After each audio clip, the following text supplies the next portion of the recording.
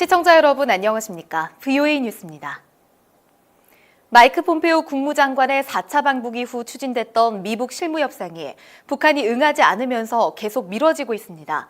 북한은 비핵화 세부 논의를 피하면서 트럼프 대통령을 직접 만나 양보를 얻어내려 하고 있다는 분석이 나왔습니다. 조은정 기자의 보도입니다.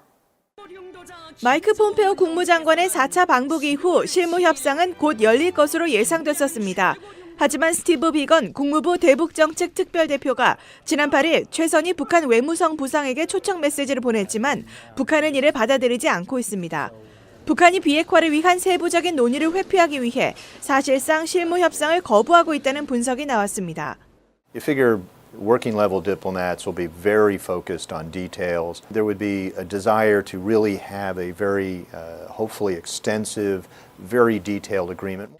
북한은 그러면서 김정은 위원장이 트럼프 대통령을 직접 만나 한 번에 큰 것을 얻어내려는 의도가 있다는 분석도 나옵니다. I think North Korea prefers having a summit with President Trump because they see him as more likely to make concessions. 북한이 실무 협상은 피하면서 폼페오 장관과 다시 만난다면 정상회담을 준비할 목적일 뿐이라는 지적도 있습니다. The reason they want to meet with Pompeo is to make the arrangements for the summit. This is about process. It's not about the meaning of denuclearization or any other of the substantive issues that the Americans are really interested in. 따라서 비핵화에 진전을 내지 않으면 트럼프 대통령과 정상회담을 열 수가 없다고 분명히 알리며 북한이 실무회담에 나오도록 압박해야 한다고 전문가들은 제안했습니다. VOA 뉴스 조은정입니다.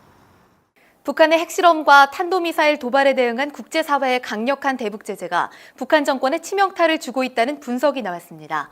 특히 정제유 공급 제한으로 에너지 수급에 큰 어려움을 겪으면서 북한이 불법 환적을 감행하고 있다는 지적입니다. 김칸희 기자입니다. 제재 전문가인 윌리엄 브라운 조지타운대 교수는 제재가 북한 경제에 치명타를 주는 요인으로 북한의 정제유 제공과 판매를 제한하는 유엔 대북결의 2397호를 꼽았습니다. 북한에 제공하거나 판매할 수 있는 정제유를 연간 6만여 톤으로 제한하는 조치가 1년 가까이 지나면서 북한의 군사훈련을 비롯해 농업, 교통 등 북한의 전 분야가 제대로 돌아가지 못하고 있다는 것입니다. North Korea uses oil very carefully because it doesn't have any, it doesn't produce any. So forever it's imported oil. So it uses oil only where you have to use, especially in transportation. 중국과 러시아가 유엔에 공식적으로 보고한 올해 북한 공급 정제유는 2만 3천여 톤입니다. 하지만 북한이 한 해 필요한 정제유는 대략 90만 톤이고 따라서 북한은 불법 환적 등을 통해 부족분을 채우고 있다는 것입니다. Yeah, I think the ship-to-ship transfers suggest that. It's expensive.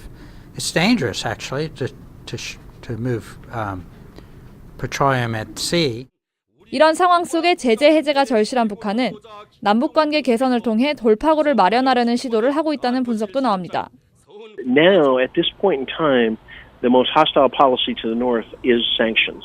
That the U.S. is maintaining maximum pressure because, there has been rapprochement with South Korea, improved relations with South Korea. 전문가들은 국제사회가 비핵화 전에는 제재 완화를 할 수 없다는 분명한 입장을 보이면서 겨울로 접어드는 북한의 경제는 더 어려워질 것이라고 강조했습니다. VOA 뉴스 김칸입니다. 러시아를 방문 중인 존 볼튼 백악관 국가안보보좌관이 22일 니콜라이 파트루셰프 러시아 국가안보회의 서기와 회담했습니다. 이날 회담에서 양측은 북한과 시리아, 이란, 군축 협상 등 다양한 문제를 논의했다고 러시아 주재 미국 대사관이 밝혔습니다. 볼튼 보좌관은 세르게이 라브로프 외무장관과 블라디미르 푸틴 대통령과도 면담할 예정입니다. 해리 해리스 주한 미국 대사는 북한에 대해 미국과 한국은 한 목소리를 내야 한다고 거듭 강조했습니다. 해리스 대사는 22일 서울에서 열린 토론회 기조연설을 통해 문재인 대통령과 한국 정부가 남북 관계 개선에 우선순위를 뒀다는 것을 안다며 이같이 밝혔습니다.